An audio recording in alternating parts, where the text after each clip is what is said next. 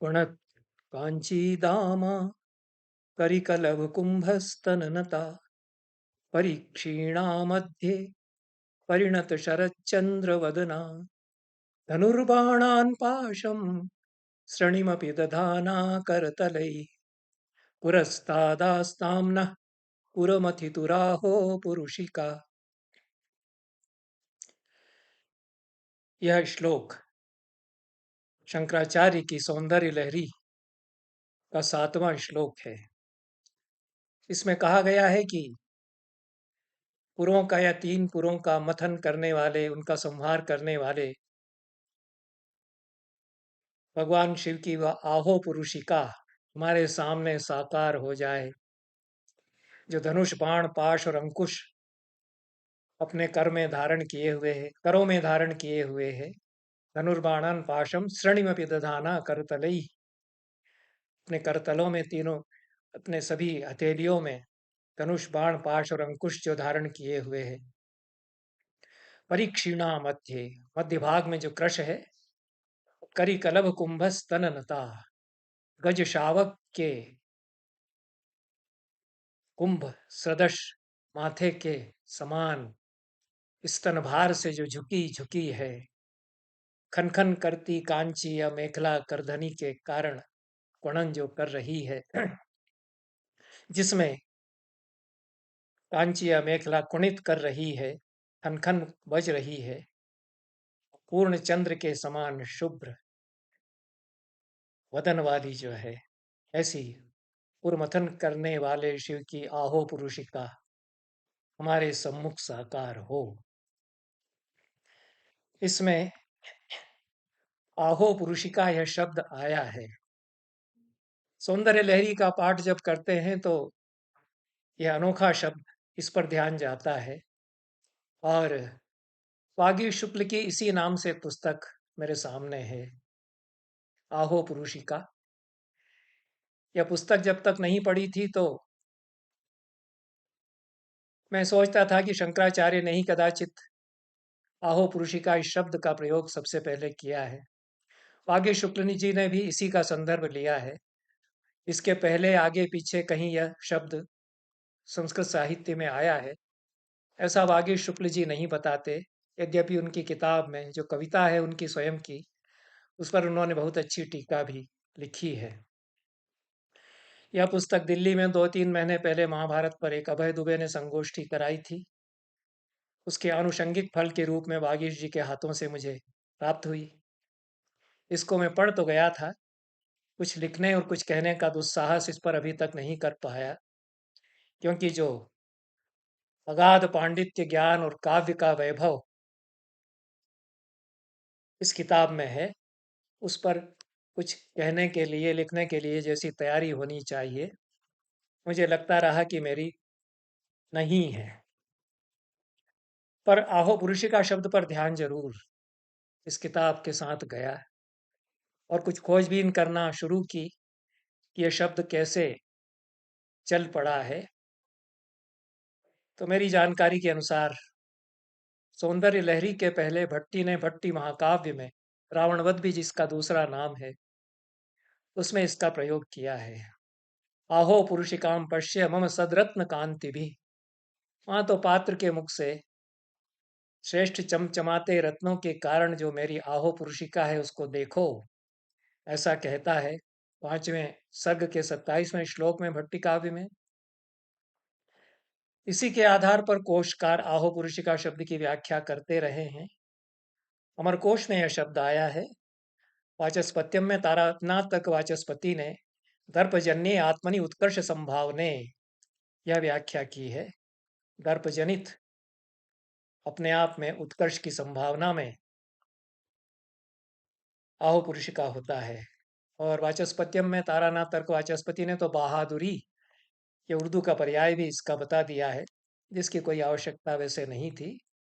Moniya Williams ने भी boasting of once manliness और मिलिट्री प्रोवेस, यह अपनी डिक्शनरी में इसका अर्थ किया है। तो डींग हाँकना और अपने शौर्य की, बहादुरी की तारीफ करना, यह आहो पुरुषिका शब्द का अर्थ बताते हैं। कोशकार, अमर कोश में इसकी व्याख्या आओ पुरुषिका शब्द की गई है। कदाचित भट्टिकाव्य में जो सर्वप्रथम प्रयोग इसका कर दिया गया, उसके आधार पर ही सारे कोशकारों ने आहो पुरुषिका शब्द की व्याख्या कर दी है। और अमर कोशकार ने आहो पुरुषिका दर्पाद या स्यात् संभावनात्मनि, दर्प के कारण आत्म संभावना, अपने आप के प्रति जो संभावना सम्मान का भाव है, वह आहो पुरुषिका है, यह अमर कोशकार कहते हैं। और वाचस्पत्यम शब्द कल्पद्रुमकार मोनियर विलियम्स आपटे भी अत्यधिक अहम मान्यता या घमंड, यह इसका अर्थ करते हैं। और शेखी बघारना, यह व्याख्या अन्य कोशकार कर देते हैं। शंकराचार्य ने इसका प्रयोग किंचित भिन्न संदर्भ में किया है। और वागीश शुक्ल जी अपने आप को शंकराचार्य के आहो पुरुषिका के जो अंतर्निहित अभिप्राय हैं, उनसे जोड़ते हुए व्याख्या करते हैं और कविता रचते हैं।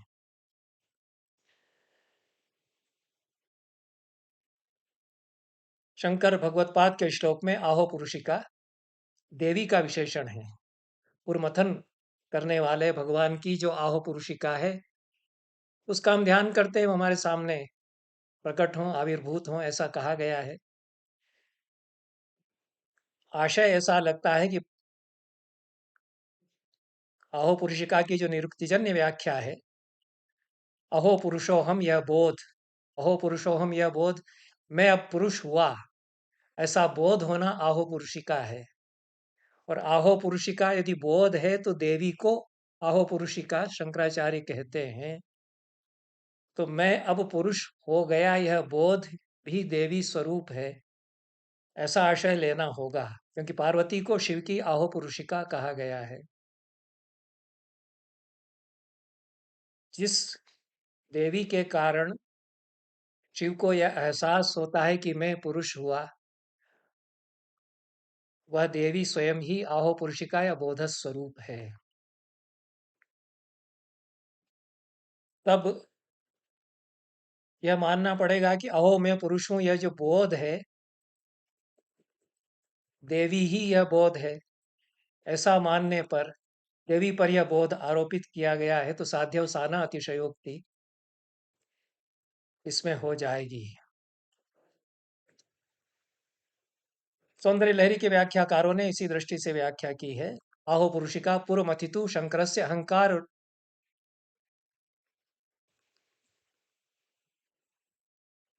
रूपः भावः, पुरमथन करने वाले शंकर का अहंकार स्वरूप जो भाव है, अहम का बोध उनका है। हम का बोध ही शिव में, पुरुष में, देवी के स्त्री के सामने होने पर आता है। अन्यथा वह शववत है। शिव दर्शन, शाक्त दर्शन यही बताता है। अहम प्रत्यय भी तभी होगा जब शक्ति है, और देवी स्वयं प्रत्यय स्वरूप हैं, विमर्श स्वरूप हैं, तो प्रत्यय भी वे ही हैं, और बोध भी उनको देखने पर ही शिव में होता है। इस प्रकार से यह वो साभिप्राय प्रयोग शंकराचार्य का यहाँ पर आहो पुरुषिका इस शब्द का किया गया। पूर्व में प्रचलित रहा होगा, भट्टी ने प्रयोग किया है। व्याकरणजन्य नियुक्ति के आधार पर कोशकारों ने व्याख्या इसकी की है, पर शंकराचार्य ने इसको, जो शैव शास्त्र की परंपरा है और जो तंत्र शास्त्र की परंपरा है, और जो स्त्री का स्वरूप है, और स्त्री के होने से जो पुरुष का बोध है, उससे जोड़ते हुए आहो पुरुषिका शब्द का प्रयोग किया। और पुरमथितुराहो पुरुषिका, त्रिपुर का मथन करने वाले शिव की आहो पुरुषिका प्रकट हो। यह जो चौथी पंक्ति में कहा गया है, वह पर्यायोक्त अलंकार हो जाता है। साभिप्राय विशेषण शिव का यहाँ प्रयुक्त किया गया है। या पर्याय वक्रता हो जाती है कुंतक की दृष्टि से। शिव का अत्यंत ही सटीक पर्याय प्रयोग में किया गया है, क्योंकि तीन पुरों का जो भेदन करने वाले शिव हैं, ऐसा पुर मथन करने वाले, यह उनके लिए नाम प्रयुक्त किया गया है। तंत्र शास्त्र में तीनों पुरों को जागृत, स्वप्न, सुषुप्ति सुषुप्ति इन तीन दशाओं का प्रतीक माना गया है। तब यह पूरा श्लोक चूंकि देवी की उपासना में शाक्त तंत्र में विनियुक्त होता है और उससे ब्लूम या बीजाक्षर निष्पन्न माना जाता है, वहां पर यह जो शाक्तोपासक टीका करते हुए बताते हैं। तो धनुर्बाणान पाशम श्रणिमपि दधाना करतले ही, इसमें जो बाण शब्द आया है उससे बकार या ब, और करतलई में जो लकार है उससे ल, और लकार, और मथितु में उकार जो आया है उससे उ, और आस्ताम का जो अंतिम मकार है उससे अनुस्वार लेकर के ब्लूम, यह बीजाक्षर या मंत्राक्षर बनाया गया। और यह इस दृष्टि से इस श्लोक का तांत्रिक उपयोग देवी की उपासना में किया जाता रहा है। स्वामी विष्णु तीर्थ जी महाराज सौंदर्य लहरी की व्याख्या में कहते हैं कि आहो से आश्चर्यमयी और पुरुषिका से पुरुष की स्त्रीलिंग भगवती, यह आशय प्रकट होता है। तो पुरुष से स्त्रीलिंग बनाएंगे तो पुरुषिका तो बनेगा, और आहो कहने से तो आश्चर्य प्रकट होता ही, आश्चर्यमयी। तो आश्चर्यमयी जो नारी है, सीधे सीधे ये अर्थ निकल आएगा, और यह भाव होगा कि देवी का स्वरूप अपने आप में आश्चर्यमय है। देवी का आविर्भाव होना अपने आप में कौतुक जागरित करता है। विष्णु तीर्थ जी कहते हैं कि जैसे पुरुष से स्त्रीवाचक शब्द बनाकर भगवती के लिए इसलिए विनियुक्त किया गया है कि देवी तो विशुद्ध चैतन्य स्वरूप हैं, पर स्फटिक पर जैसे रंगीन वस्तु की छाया पड़ने पर स्फटिक उस रंगीन वस्तु के रंग जैसा दिखने लगता है, उसी तरह भगवती प्रकृति के रंग से लौकिक रूप में झलकती हैं।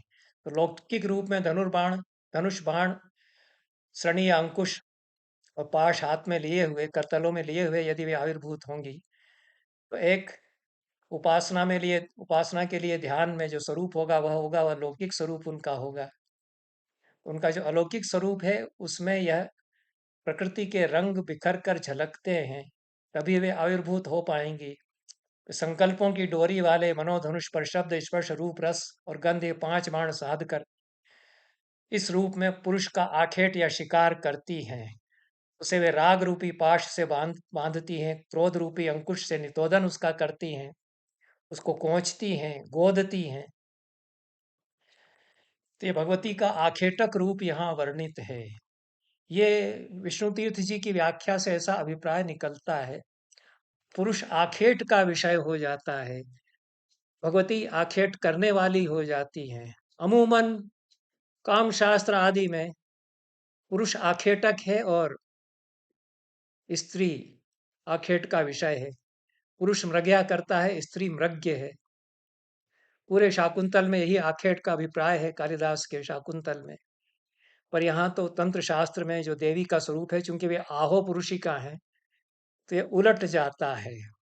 तो ये जो आखेटक रूप या शिकारी रूप देवी का है, क्योंकि हथियार तो उनके हाथों में वही है, धनुष बाण अंकुश पाश बांधने के लिए है। आखेट यदि कर लेंगी तो बांधेंगी आखेट के विषय को, पाश है इसलिए। और नहीं मान रहा है तो उसको हथौड़ी से, अंकुश से थोड़ा गोदेंगी, ताड़न करेंगी, और उसका शिकार करके उन्होंने उसको बांध लिया है, तो पुरुष पशु हो जाता है। शिव शास्त्रों के अनुसार मायाबद्ध जीव पशु हो जाता है। पशु वहाँ एक तकनीकी शब्दावली है, पारिभाषिक संज्ञा है, और यह अभिप्राय है कि देवी ही जो आखेट करती हैं उससे सृष्टि होती है, और यह पुरुष फिर पशु बनकर के सृष्टि कर्म में प्रवृत्त होगा। जब तक पुरुष है तो वह सृष्टि नहीं करेगा, मायाबद्ध वह हो जाएगा तो पशु होगा, पशु होने पर सृष्टि करेगा। पशु का अर्थ यहाँ एनिमल से नहीं है। हालांकि एनिमल तो सभी हैं ही। कुल मिलाकर के यह आहो पुरुषिका का अभिप्राय है। इस अभिप्राय यह उनका एक तरह से स्प्रिंग बोर्ड बन जाता है वागीश शुक्ल जी का। उन्होंने एक अद्भुत किताब यह लिखी है, आहो पुरुषिका। कदाचित कई वर्षों की जो उनकी तपस्या है उसका यह परिणाम है। वागीश शुक्ल संस्कृत, हिंदी, अंग्रेजी, उर्दू, फारसी कम से कम 5 भाषाओं में माहिर हैं। पांचों भाषाओं की शास्त्र परंपराओं में, विचार परंपराओं में और उनके साहित्य में वे गहरी पेठ रखते हैं। और पांचों भाषाओं के साहित्य, शास्त्र, परंपराओं का अध्ययन, अपनी सारी रागाकुलता, भावाकुलता, विरही की भाव दशा, पत्नी के गुजर जाने के पश्चात जो मनोदशाएं, उन सब को समेट करके एक अनोखी किताब का, इन सब का घोल रस उन्होंने इस किताब में बना दिया है। मेरी दृष्टि में ऐसी किताब दूसरी हिंदी में नहीं है, इसके जोड़ की किताब दूसरी नहीं है। सेतु प्रकाशन से 2024 में यह प्रकाशित हुई है। वागीश जी ने इसमें जो 44 बंद या टुकड़े कविताओं के रखे हैं उनकी व्याख्या स्वयं की है। कविताओं की व्याख्या की एक परंपरा है हमारे साहित्य में। सभी अच्छी कविताओं की व्याख्या होती आई है। ऐसी मूर्खतापूर्ण बात नहीं की जानी चाहिए कि कविता को व्याख्या की क्या जरूरत। महान कविताओं को व्याख्या की जरूरत होती है और वे व्याख्या उनकी की जाती रही है। कवि स्वयं भी व्याख्या करे यह भी हो सकता है, इसमें कोई बुराई नहीं है। कुछ कवियों ने अपने स्वयं के काव्यों पर व्याख्या की भी है।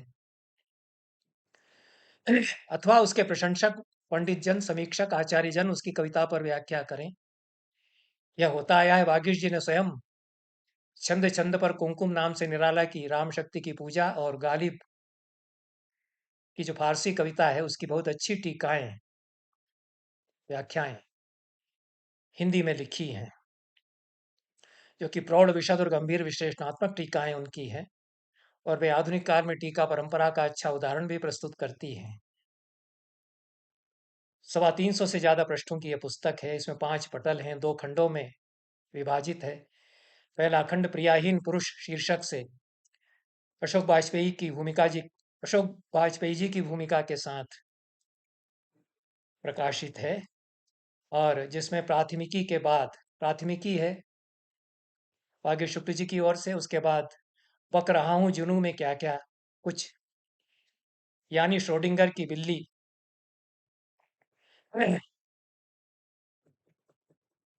इस शीर्षक से यह पहला खंड है जिसमें वागीश जी की कविताएं हैं।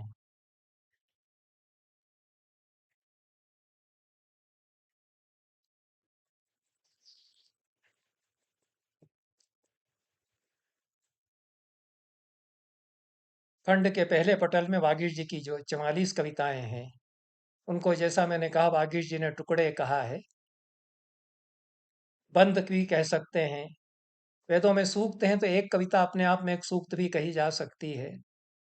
प्रत्येक कविता अपने आप में पूर्ण है, पर शेष 43 जो कविताएं उनसे वह जुड़ी हुई भी है।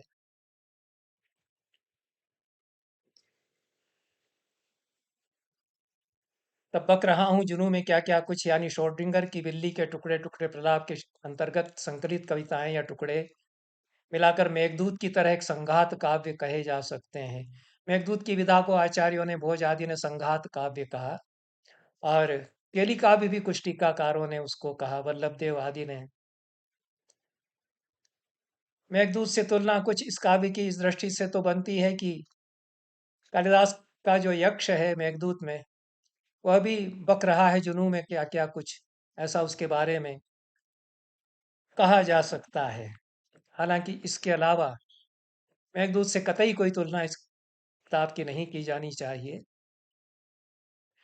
पर यह विरही का प्रलाप है, और एक ऐसा विरही है जिसके पास सारी ज्ञान संपदाएं, विचार परंपराएं, चिंतन मनन सब कुछ है।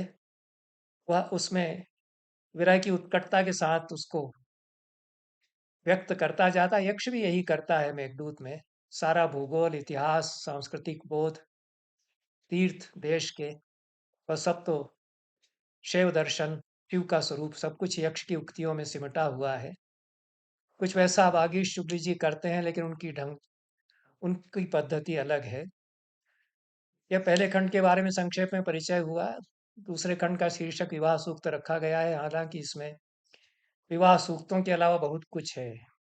इसमें 2 से 5 तक के 4 पटल हैं, जिनके अंतर्गत पटल 2 में समागम में प्रेक्षण शीर्षक से करीब 100 पेज का विवाह के पीछे जो पूरा भारतीय सांस्कृतिक बोध है और जो मूल्य हैं और जो दर्शन है दाम्पत्य का, उस पर बहुत अच्छी खासी थीसिस वागीश जी ने लिख दी है। यह अपने आप में मूल्यवान मोनोग्राफ है। खासतौर से इसमें जो मसीही परंपराओं की समीक्षा की गई है, यूरोप की सभ्यता पर भी जो इसमें विचार किया गया है, वो वागीश जी ही कर सकते थे। उसके कारण यह अध्येतव्य है।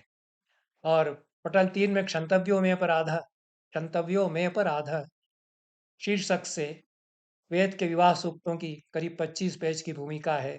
पटल 4 में ऋग्वेद के 10वें मंडल के 85वें सूक्त का टिप्पणियों सहित अनुवाद है। इस सूक्त को सूर्या सूक्त भी कहा जाता है। और पटल 5 में अथर्ववेद के 14वें अनुवाक में यही सूक्त कुछ भेद के साथ आया है, कुछ अतिरिक्त मंत्रों के साथ। उसका टिप्पणियों सहित अनुवाद है। और ऋग्वेद में सूर्या सूक्त और अथर्ववेद में सूर्या सूक्त दोनों का तारतमिक और तुलनात्मक विवेचन टिप्पणियों सहित विस्तार से किया गया है। ये घनघोर परिश्रम, अध्यवसाय, पांडित्य की पराकाष्ठा और भावानुभूति के साथ पूरी किताब तैयार की गई है। और ऐसा सांद्र सम्मिश्रण पांडित्य, ज्ञान और भाव संपदा का कम देखने को मिलता है। पुस्तक हर तरह से अपूर्व है। जैसा इसका मुद्रण हुआ है उसकी दृष्टि से भी कुछ अपूर्व ही है, क्योंकि वागीश जी, जहाँ तक मेरी जानकारी है, वो माइक्रोसॉफ्ट पर काम नहीं करते हैं, वर्ड फाइल उस तरह से नहीं बनाते हैं। शायद वो लिनक्स पर काम करते हैं। तो सारी किताब अपनी वो टाइप सेट करके खुद ही तैयार करते हैं। उर्दू फारसी लिपि में भी इसी तरह से वो करते हैं। तो ऐसा लगता है कि सारी किताब उन्होंने टाइप सेटिंग करके, फॉर्मेटिंग करके सौंप दी है प्रकाशक को। अब कोई प्रकाशक हिमाकत नहीं कर सकता है कि जिस रूप में सेटिंग और फॉर्मेटिंग करके उसको दे दी गई है किताब, उसमें कुछ राई रत्ती छेड़छाड़ वह करे, ऐसा मुझे देख करके लगता है। इसलिए अपने लुक में भी ये किताब कुछ अलग तरह की दिखेगी। पहले खंड का जो शीर्षक है उसमें श्रोडिंगर की बिल्ली आया है। बाकी सब तो वागीश जी ने बहुत खुलासा किया है। श्रोडिंगर की बिल्ली क्या है यह उन्होंने नहीं बताया है टीका में, या हो सकता है उन्होंने कहीं बताया हो, मोटी किताब है, मेरी नज़र न गई हो। श्रोडिंगर की बिल्ली के बारे में जिन्होंने फिजिक्स वगैरह पढ़ा है वो सभी थोड़ा बहुत जानते ही होंगे। सब लोग कदाचित नहीं जानते होंगे, इसलिए मैं बता देता हूँ जितना मैं जानता हूँ कि श्रोडिंगर ने 1935 में एक मानस प्रयोग किया था। इस मानस प्रयोग में अपनी कल्पना में उन्होंने एक बिल्ली को सीलबंद डिब्बे में रखा। और क्वांटम भौतिकी के सिद्धांतों के अनुसार बिल्ली को जब डिब्बे को ढक्कन खोलने पर खोला जाएगा, तो वह बिल्ली सील बंद डिब्बे में इतने समय से बंद है तो मरी हुई निकलेगी, पर वो जिंदा भी होगी। यह क्वांटम मैकेनिक्स का सिद्धांत है कि दो वस्तुएं एक साथ दो रूपों में रह सकती हैं। स्थूल रूप में भी रहती है और तरंग रूप में भी कोई वस्तु रहती है। स्थूल रूप में वह शव दिखाई पड़ती है, तरंग रूप में वह जीवित हो सकती है, क्योंकि तरंगों का बर्ताव हमें नहीं दिखता है, स्थूल रूप हमको दिखता है।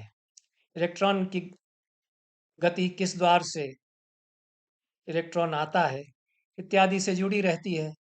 तो इस प्रकार से श्रोडिंगर ने जो प्रयोग किया था, हालांकि बाद में बताते हैं कि उन्होंने इसको रिजेक्ट कर दिया और कुछ अजीब उनकी दशा हो गई थी इसके बाद इत्यादि। लेकिन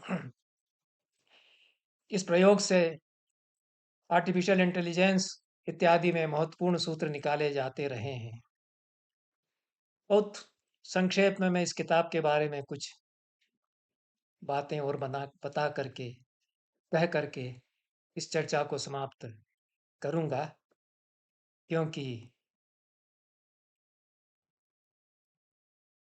विस्तार से कभी चर्चा करने का अवसर रहा तो करूँगा। बक रहा हूँ जुनूँ में क्या-क्या, ये जो शीर्षक है, इसके अंतर्गत जो 44 टुकड़े या बंध या कविताएँ संकलित हैं, विरही के भावाकुल उद्गार हैं और जैसा मैंने कहा कि ऐसा विरही जो कि भावाविष्ट है, वो बेचैन और तड़प भी रहा है, अपने आप विधुर है, विधुर का अनुभव है, पंडित और ज्ञानी भी है। यह जो शोक काव्य बनता है, यह संस्कृत में इसकी परंपरा रही है, लंबी परंपरा रही है और महाभारत में भी मैंने अभी एक वक्तव्य दिया है कि किस प्रकार से षोडश राजोपाख्यान सुनाने की परंपरा रही है। 16 राजा जो गुजर गए, उनका स्यापा करते हुए कि वे लोग भी नहीं रहे, अब जीवन में दुख क्या करना। ये एक शोक काव्य तो है, लेकिन शोक से उबारने के लिए यह शोक काव्य गाया जाता है और मरसिए की बड़ी परंपरा उर्दू और फारसी में है। संस्कृत में अजविलाप मिलता है, पुरुष का विलाप, विरही पुरुष का विलाप। उसका अत्यंत मार्मिक उदाहरण रघुवंश का, कालिदास का, कालिदास के रघुवंश का अजविलाप माना जाता है। संस्कृत में और भी कवियों ने इस प्रकार के काव्य लिखे हैं। आधुनिक काल में संस्कृत में बहुत अच्छे काव्य इस प्रकार के लिखे गए। टीजी मयिनकर बहुत अच्छे कवि थे संस्कृत के और उन्होंने स्मृति तरंगम बहुत मार्मिक काव्य लिखा, खंड काव्य लिखा, पत्नी के विरह में व्याकुल पति के उद्गार पर। सुंदर काव्य है। और यह जो आहो पुरुषिका का पहला खंड है, वागीश शुक्ल की किताब का, इसको पढ़ते हुए मुझे पंडित बच्चूलाल अवस्थी की योषा सप्ततिका, इस काव्य की याद आई। इस काव्य की पांडुलिपि जो किसी को उन्होंने डिक्टेट कराई थी, शायद बालकृष्ण शर्मा को या किसी अन्य को, उन्होंने मेरे पास भिजवाई थी कि जब मैं न रहूं तब इसको छापना, इसको छाप देना, लेकिन मैं हूं जब तक तब तक नहीं। 2005 में उनका निधन हुआ, तब मैंने अपनी ओर से एक संस्कृत टीका लिखकर योषा सप्ततिका नाम से जो उनका संस्कृत में काव्य था, उसके 70 श्लोक प्रकाशित कर दिए थे। वागीश जी की जो भाव भूमि है और स्त्री बोध है, स्त्री को लेकर के जो उनका अनुभव है, तो योषा सप्तति में, योषा सप्ततिका में जो पंडित बच्चूलाल अवस्थी का स्त्री को लेकर बोध है, वो दोनों एक धरातल पर स्थित लगते हैं। इसलिए मैं एक दो श्लोक उसके पढ़ूंगा और फिर वागीश जी पर कुछ बात कह करके इस चर्चा को समाप्त करूंगा। मातृत्वमेव महिले महितं स्वरूपम, रूपम मनोहरतिमान, रूपम मनोहरति मन्मथ सूत गीतम, नित्यं गुणांस्तवनुयां नमितार्धकायो, माया मतो दुरित दुर्ललितां धुनीहि।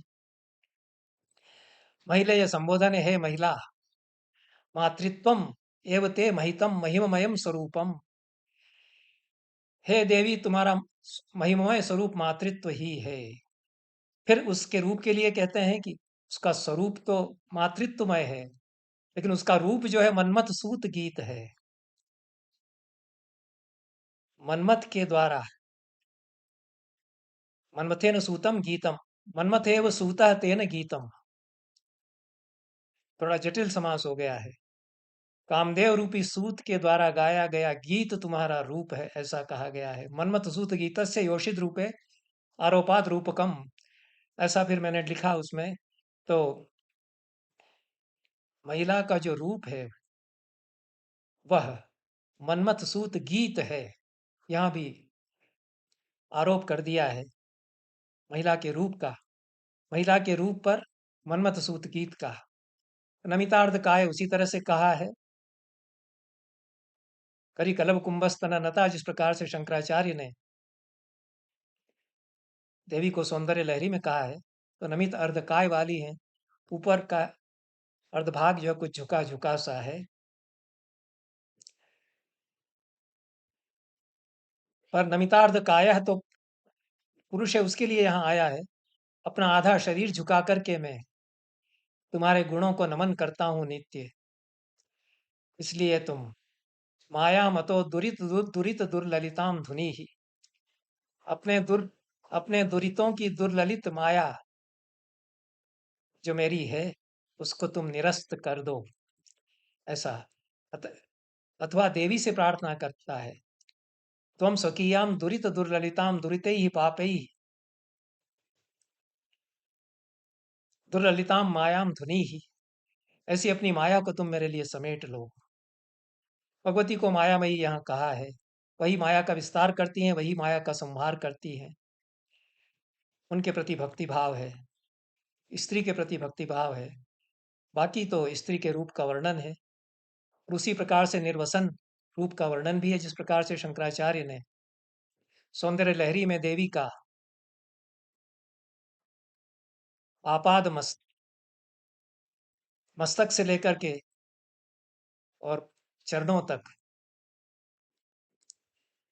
वर्णन किया है। आपाद मस्तक न होगा, आमस्तक पाद वर्णन उन्होंने किया है, और देवी के रूप का, देह का, सौंदर्य का वर्णन किया है। तो वहां भी निरावरण स्वरूप का वर्णन वे करते हैं। अवस्थी जी इसमें यह करते हैं, और उत्कट श्रृंगार फिर इसमें आया है। इसलिए वे इसको छपाना नहीं चाहते थे, क्योंकि बावेला कुछ मचा देते लोग, हालांकि कुछ नहीं मच पाया, पर श्रृंगार उत्कट इसमें अत्यधिक आया है, जो सौंदर्य लहरी में भी हम देखते हैं स्पष्ट सीधे किस प्रकार से काम कलाओं का भी स्वरूप बताया जाता है। पर यह एक भिन्न प्रकार की भावभूमि पर रची हुई कविता होती है, जहां वासनाओं से पूरी तरह मुक्ति हो जाती है। सा वासना विजयिनी पुरुषस्य मन्ये धन्ये महिम्नि तव चेदुदयं लभेत बालत्वमात्मन उपेत्य स सन्नतः सन् स्तोत्रम स्तोत्रम तदा किमुनतांगिन गातुमीष्टे। उसी प्रकार से भावाकुल रागी मन की कविता है। उसी प्रकार से बच्चूलाल अवस्थी बड़े पंडित, बड़े ज्ञानी, अगाध शास्त्र पांडित्य उनका, उसका तो कहना ही क्या। तर्क में कठोर, कर्कश और प्रखर, पर कविता में उतने ही भावाकुल, रागाकुल, रसिक। कहते हैं कि हे धन्य महिला, तव महिम्नि तव महिमानम अधिकृत्य सा पुरुषस्य विजयिनी वासना चेद उदयम लभेत। तुम्हारी महिमा को लेकर के पुरुष के भीतर वह विजयिनी वासना उदित यदि होती है, तो वह बाल भाव को प्राप्त होकर के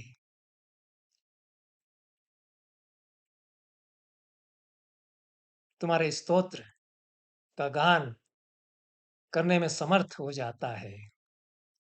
तुम्हारी महिमा को लेकर के यदि उसके भीतर इस प्रकार की वासना उदित हो जाती है। कुल मिलाकर के एक श्लोक और इसका मैं पढ़ूंगा, क्योंकि ये जो मनोदशाएं हैं, ये प्रकारांतर से, यद्यपि जो संवाद हुआ है वो संवाद नहीं है। बच्चूलाल अवस्थी के काव्य का वागीश शुक्ल जी को पता नहीं है, पर अर्थ छायाएं कहीं कहीं समान दिखाई पड़ती हैं। अंगारिका त्वमसि चेत् जगतां जनन्या नानन्यतां त्यजसि चेदपि भूत धातु तन्दग्धि तर्हि तृणकाननमेन साम्ये दुर्वासनां जहि जनस्य समूल घातम।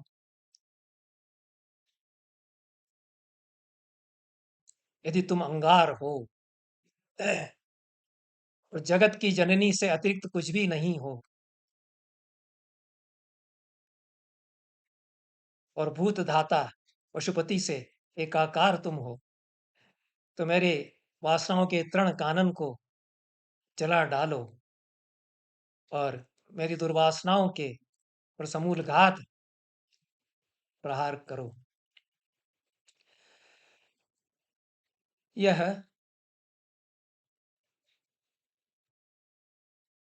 विरह का काव्य नहीं है, यह तो महिला के महात्म्य का काव्य है। पर वागीश जी का जो काव्य है, वह भी स्त्री के गौरव का अद्भुत अनोखा गान है, और स्त्री क्या कर देती है पुरुष को, इसका वह आख्यान है। इसलिए आहो पुरुषी का उसकी थीम है। पुरुष होने का बोध हुआ, मैं धन्य हुआ, अहो मैं धन्य हुआ, पुरुष हुआ, इसके देखने से मैं धन्य हुआ, इसके साथ रहने से मैं धन्य हुआ। ऐसा बोध हो जाता है।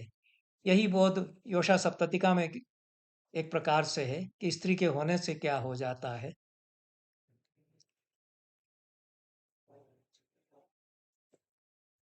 वाजपेयी जी ने कहा है कि वागीश जी जैसे काव्य रसिक विद्वान कविता लिखने का दुस्साहस उन्होंने किया है। इसको कैसे दुस्साहस कहा जाएगा? संस्कृत में तो विद्वान कविता लिखते आए हैं, पंडित ज्ञानी कविता लिखते आए हैं, और बड़े महान कवि उतने ही बड़े पंडित होते आए हैं। पर वागीश जी ने अशोक जी के लिए जो कृतज्ञता का एक पैराग्राफ लिखा है, वह भी अनोखा है। उसमें एक वाक्य है, मेरा भरत वाक्य स्वराभाव के कारण अनचक ही है। और इसकी कोई टीका तो उन्होंने की नहीं है। इसलिए सामान्यतया हिंदी भाषी या हिंदी जानने वाले लोग मेरा भरत वाक्य स्वराभाव के कारण अनचक है, इसको कदाचित नहीं समझ पाएंगे। अनचक का अर्थ अच या स्वरों से रहित होता है, और स्वर में श्लेष कर सकते हैं। तो स्वराभाव है, स्वर नहीं है, आवाज चली गई है। और स्वर जो अल्फाबेट में होते हैं, वर्णमाला में, वो नहीं है, दोनों अर्थ हो जाएंगे। इसलिए अनचक कहा है, अच स्वरों को कहते हैं। और भरत वाक्य तो नाटकों में अंतिम जो शब्द हैं किसी पात्र के उपसंहार रूप, उनके लिए आता है। कृतज्ञता ज्ञापन के लिए मेरे पास शब्द नहीं है, इतना कहना था। उसके लिए उन्होंने कहा कि मेरा भरत वाक्य स्वराभाव के कारण अनचक है। इससे जाना जा सकता है कि वागीश जी किस प्रकार की भाषा तैयार कर रहे हैं और हिंदी में क्या कर रहे हैं। अनचक शब्द का प्रयोग उन्होंने आहो पुरुषिका में 13वीं कविता में या 13वें टुकड़े में फिर किया है। और वहाँ अनचक की व्याख्या में कहते हैं कि कांता रति कूजित कामकेली शास्त्र की दृष्टि से है। वात्स्यायन ने कामसूत्र में कांता रति कूजित का वर्णन किया है, और वहाँ अनचक शब्द से व्याख्या उस दृष्टि से ली गई है। पर वे अनुत्तर से भी इसका संबंध जोड़ते हैं। और अनुत्तर तो एक दशा है, 36 तत्वों के ऊपर जो परम शिव है उनकी दशा अनुत्तर दशा है। वे तंत्रालोक को उद्धृत करते हैं, जयरथ को उद्धृत करते हैं अनचक की व्याख्या में। इसलिए यह हिंदी में एक ऐसी भाषा आ रही है जो सामान्य हिंदी की भाषा नहीं है, जिस हिंदी से आप हम परिचित हो सकते हैं। पर यह नहीं कह सकते कि यह तो पांडित्य प्रदर्शन मात्र है, क्योंकि मेरे पास कृतज्ञता के लिए शब्द नहीं है, ऐसा कहने से वो बात नहीं बन रही है। वागीश जी के दृष्टि से जो कहना चाह रहे हैं, जो बताना चाह रहे हैं, वो अनचक कहने से बन रही है। कुल मिलाकर के यह जो कविता की जो अद्वितीयता है, कविताओं में भी उनके जो बात है, वह इससे थोड़ा उसका जायजा पाया जा सकता है। बाकी भावाकुलता में बहुत सारे छंद सुंदर हैं। प्रियाहीन शीर्षक से जो कहा गया है, दरपते बिलकते फपकते कलपते बिलपते तड़पते अध बचे, मर्द के नुचते हुए बालों की ढेरी जैसी बिखरती जाती है लिखावट। यह विरही का जो बयान है, ये इसमें आद्यंत व्याप्त है। पर इसके साथ में पूरी पुस्तक में एक थीम जो है वो विवाह की अवधारणा है। चाहे उनकी 44 कविताएं या कविताओं के टुकड़े हों, या बाकी उनके जितने पटल हैं, पटल 2 से लेकर के 5 तक, या बाकी जो खंड है, उसमें सनातन धर्म में विवाह की अवधारणा और उस विवाह की अवधारणा को कैसा उन्होंने कविता में उतारा है, कैसा जिया है, यह इस पूरी किताब का विषय है। और सनातन की व्याख्या भी उन्होंने, वागीश जी ने इस किताब में की है। सनातन को उन्होंने इसका पर्याय माना है, यद्यपि जो पर्याय शब्द होते हैं उनमें अर्थभेद होता है, ऐसा सिद्धांत है व्याकरण का। शब्द भेदेन अर्थभेदः, कमल और पंकज ये दो पर्याय हैं, पर इनमें अर्थभेद हो जाएगा। इसलिए सनातन अपने आप में अद्वितीय शब्द है। इसलिए कविता में जो भी शब्द आता है वह परिव्रत्य सा होता है। उसको उस जगह से हिला नहीं सकते। वागीश जी जिस प्रकार की भाषा लिखते हैं उसमें शब्द इसी प्रकार से स्क्रू से कसे हुए हैं, उनको हिलाना कठिन है और सार्थक शब्द हैं। कुल मिलाकर के भाषा की अपूर्वता और पांडित्य का महान उल्लास यह है। आहो पुरुषिका की जो 44 कविताएं हैं उनमें बनता है। इसके बाकी खंडों में जो गंभीर मीमांसा है उस पर तो बात मैं बाद में कभी करूंगा यदि संभव हुआ। लेकिन जो वागीश जी इसमें करते हैं कि वे संस्कृत शास्त्र परंपराएं, संस्कृत कविता, उसके साथ उर्दू फारसी के जो अच्छे शायर हैं उनकी छायाएं किस प्रकार से उनकी कविताओं में आई हैं, वे ईमानदारी से बताते चलते हैं। अद्भुत कविताएं उससे वे बनाते हैं। सारा ही कविता संसार इसी छायाओं से इसी तरह बनता है, इसी तरह की छायाओं से इसी तरह बनता है। कुछ कवि बता देते हैं कि मैंने यहाँ से लिया है, कुछ कवि नहीं बताते हैं, दबा जाते हैं।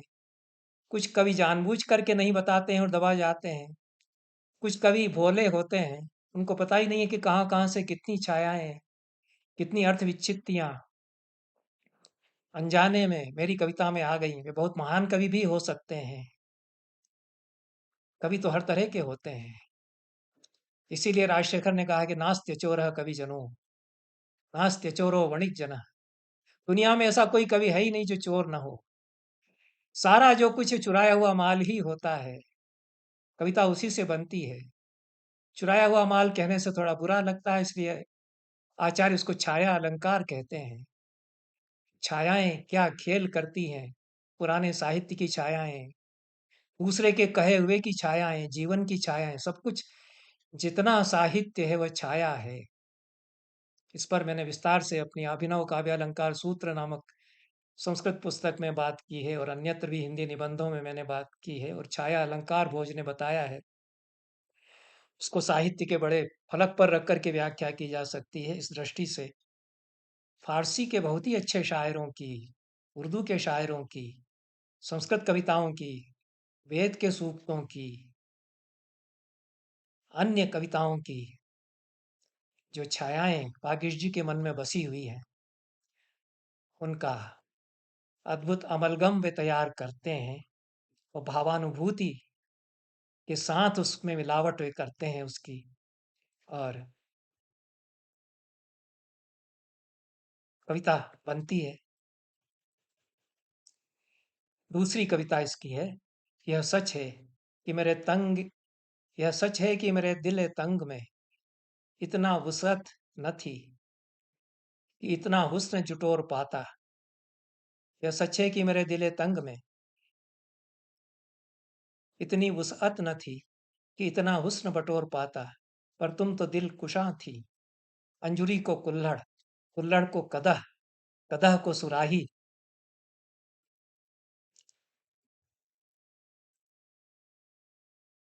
सुराही को खुम और खुम को खुम खाना में बदलती। अब इसमें वागीश जी के लिए स्वाभाविक था, जिस प्रकार की उर्दू फारसी कविता में वो रचे बसे हैं, कि वुसअत और दिलकुशां और कदह आदि शब्दों का वे प्रयोग करते। पर वो कृपा करते हैं कि बता देते हैं हमें कि वुसअत का मतलब विस्तार होता है और कदह बड़े प्याले को कहते हैं। तो अंजुरी को कुल्हड़, कुल्हड़ को कदह और कदह को सुराही बना देती है, जो दिलकुशां प्रेयसी है। अर्थ हम समझ सकते हैं। सुराही को खुम और खुम खाना में बदलती हुई प्रेमिका की खासियत हम समझ सकते हैं। इसके ठीक बाद इसी कविता में पत्नी को वक्त लक्ष्मी परिवाह चलन मीलाभ नयना, वक्त लक्ष्मी परिवाह चलन मीनाभ नयने, यह संबोधन दिया गया है। और फिर कहा गया है कि तुमने तो प्रथमावतार से ली थी आंखें। यह शब्दावली ललिता सहस्त्रनाम से उन्होंने ली है। यद्यपि सौंदर्य लहरी में इससे मिलती जुलती शब्दावली आई है। तनो तु क्षेमम न स्तव वदन सौंदर्य लहरी परिवाह स्रोत सरणी रिव सीमंत सरणी। अद्भुत कविता वहां है। और जो ललिता सहस्त्रनाम से सीधे उठाई है वागीश शुक्ल जी ने, वह तो अद्भुत शब्द है ही। तो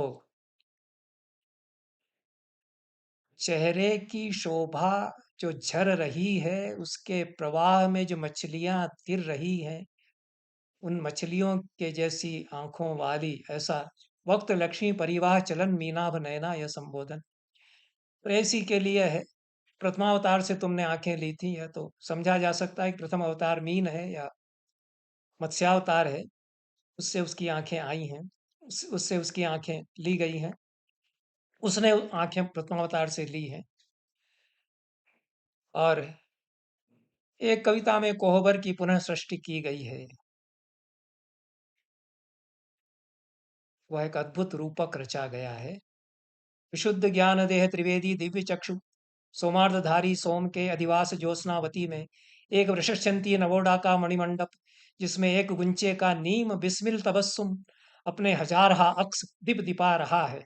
अभी ज्योत्सनावती नगरी भी आई, सोमार्धधारी सोम आए, मणिमंडप आया, वृषस्यंती नवोडा आई। यहाँ तक तो एक परंपरा है हमारी जिससे शब्दावली ली जा रही है। उसमें गुंचे का नई नीम बिस्मिल तबस्सुम भी आता है, जो कि अपने हजारहा अक्स दिपाता है।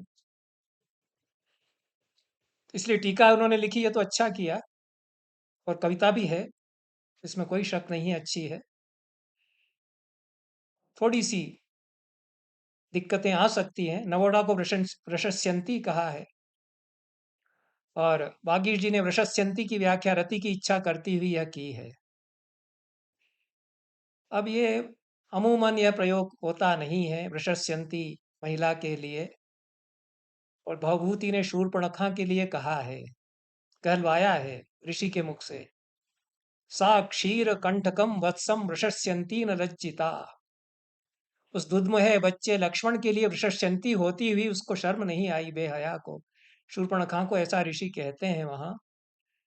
तो यह वृष शब्द से बना है। वृष पुरुष पुरुष शक्ति का पर्याय है। वृषायमाण इंद्र को कहते हैं ऋग्वेद में। उससे फिर किसी स्त्री के लिए वृषस्यंती बनेगा, शब्द बनाया गया है, और अच्छा प्रयोग भवभूति ने तो किया ही है। पर नवोढ़ा के लिए वृषस्यंती कहने से थोड़ा, जिसको भवभूति ने खिल्ली उड़ाते हुए, शूर्पणखा के लिए खिल्ली उड़ाते हुए प्रयोग कराया था, अधीरा नायिका के लिए वृषस्यंती कहा जा सकता है। और नवोढ़ा नायिका थोड़ी लज्जालु होती है, मुग्धा भी होती है। वर्णन तो नवोढ़ा का ही है, और रति मंडप है, सुहागरात का वर्णन है, कोबर का वर्णन है, उसमें यह प्रयोग किया है। ज्योत्सनावती नगरी का वर्णन हर विजय महाकाव्य में रत्नाकर ने किया है। और दुर्गा सप्तशती वागीश जी ने खूब पढ़ रखी है, उसमें विशुद्ध ज्ञान देहाय त्रिवेदी दिव्य चक्षु से यह प्रयोग आया है। उसमें सोमार्धधारी यह शिव के लिए आया है। शिव को सोम क्यों कहा गया, इसका भी खुलासा वागीश जी कहते हैं। तो यह व्याख्यागम्य काव्य है, और अनुभूतियों सहित ज्ञान परंपराओं का इसमें समाहार किया गया है। बहुत सारे प्रयोग जो एक पंडित कवि की कविता में सहज आते हैं, वे अनभ्यस्त लोगों को अटपटे लग सकते हैं। हंस रही हो और काजल भीगता है साथ साथ, ये तो किसी अच्छे शायर की कविता से बहुत सुंदर प्रयोग ले लिया है। हंस रही हो और काजल भीगता है साथ साथ, तुम नेदिष्ट थी अपटांतर। यह प्रेमिका के लिए या पत्नी के लिए कहा गया है। मिलन की स्मृतियां हैं। करुण रस का काव्य है, इस पर मैं कभी बाद में अवसर होने पर विचार करूंगा। मृदुला गर्ग ने समीक्षा लिखी है, उन्होंने तो इसको करुण रस का काव्य कह दिया है, विरह की अनुभूति का काव्य कह दिया है। मुझे नहीं समझ में आता है, इतने बड़े जीवन के उत्सव और उल्लास का यह काव्य बन गया है, या विवाह का जो पूरा उत्सव है और जो रूपक है उसका यह पूरा काव्य बन गया है। तो यह वो वाला करुण रस नहीं है। और जिस करुण रस में संपूर्ण जीवन समा जाता है, उस प्रकार का करुण रस ये आता है। तो तुम निर्दिष्ट थी अपटांतर, यह प्रयोग किया गया है। यह वागीश जी ने शब्द प्रयोग किया है। पट के लिए भी बीच में जगह न हो, ऐसा अपटांतर निर्दिष्ट भी व्याकरण जानने वाला समझ सकता है कि इतनी नज़दीक की बीच में किसी पर्दे के लिए गुंजाइश नहीं बची है। लेकिन मामला इतना आसान भागीरथ जी के यहाँ नहीं लगता है सचमुच में, क्योंकि यह 27वें टुकड़े में अपटांतरित शब्द का उन्होंने 2 बार प्रयोग किया। तो अपटांतर और अपटांतरित से वो कुछ विमर्श बनाता हुआ लगता है उनका कवि। और इंद्र इंद्राणी के अपटांतरित मिथुनीकरण का स्थान ईश्वर कहा ईश्वर कहा गया है, और इंद्र और इंद्राणी की देहभाग आत्मा और उसकी अधिष्ठात्री वृत्ति है। इंद्र और इंद्राणी भी देहभाग आत्मा और उसकी अधिष्ठात्री वृत्ति है। इंद्र देहभाग आत्मा है, जो दाहिनी आंख में रहता हुआ अधिष्ठाता है। इंद्राणी विराट कहलाती हुई बाईं आंख में काजल लगाए हुए हैं। इस प्रकार से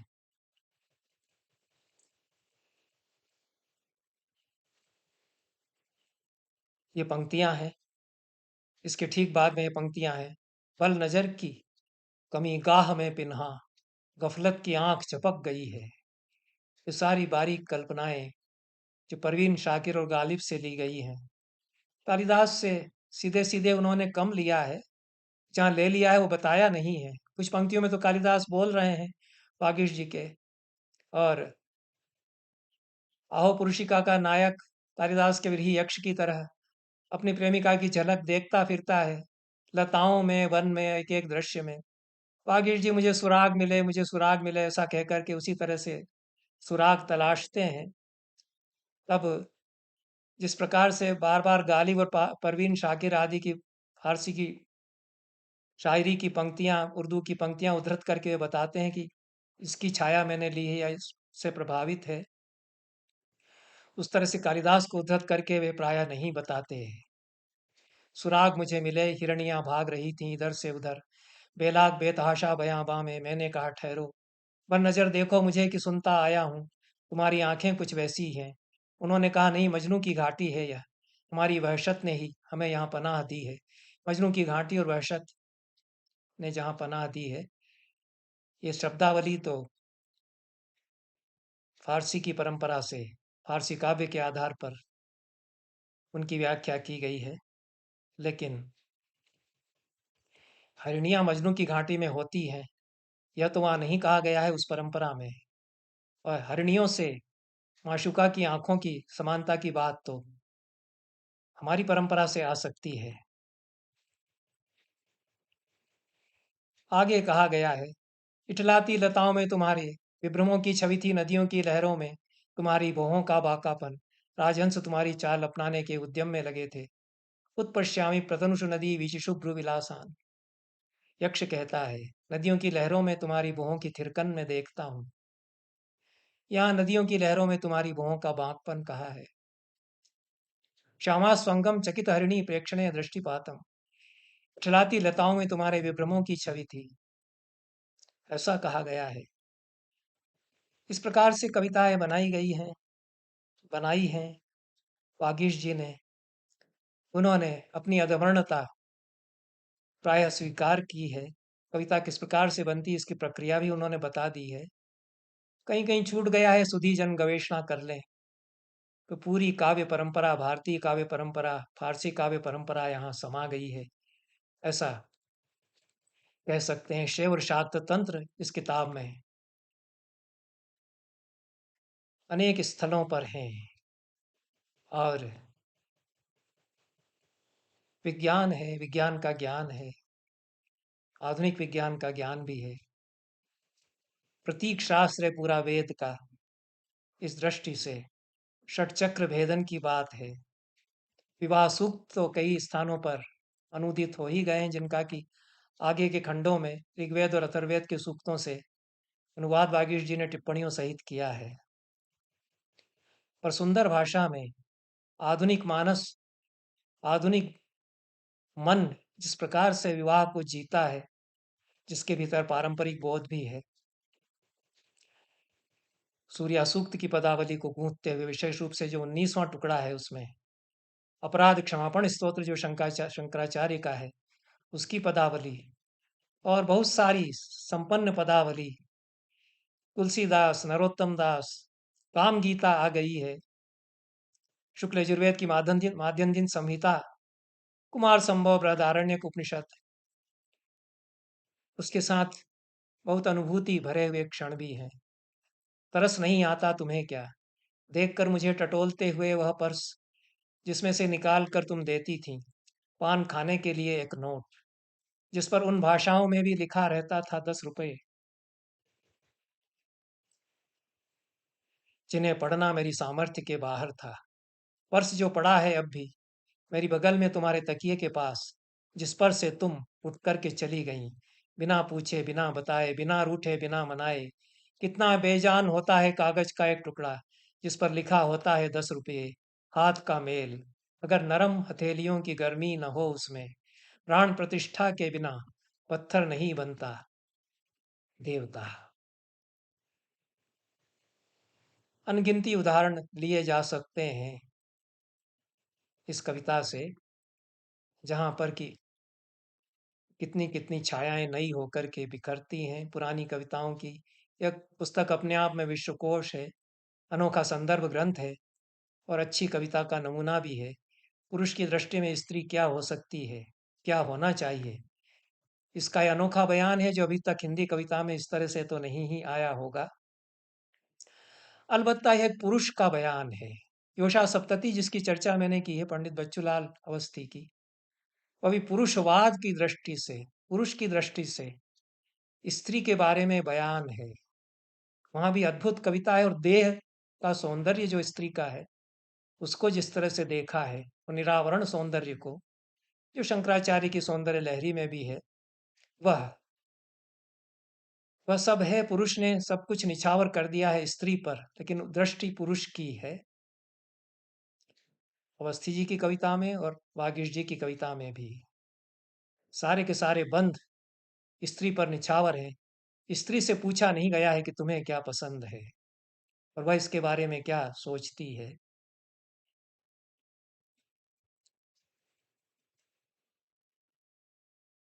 कामसूत्र में भी यही हुआ कि वात्स्यायन ये विचार करते हैं कि स्त्री को परम तृप्ति का अनुभव होता है या नहीं। वो सारे पुरुष आचार्यों के मतों का उद्धरण देते हैं, फिर अपना मत बताते हैं। मेरे मन में सवाल आता है कि उन्होंने कभी किसी स्त्री से क्यों नहीं पूछ के देखा कि तुम्हें परम तृप्ति का अनुभव होता है या नहीं। कुछ आचार्य कहते हैं कि नहीं होता है, कुछ आचार्य कहते हैं कि होता है, और आचार्य आचार्य ही आचार्य की बात बता रहे हैं।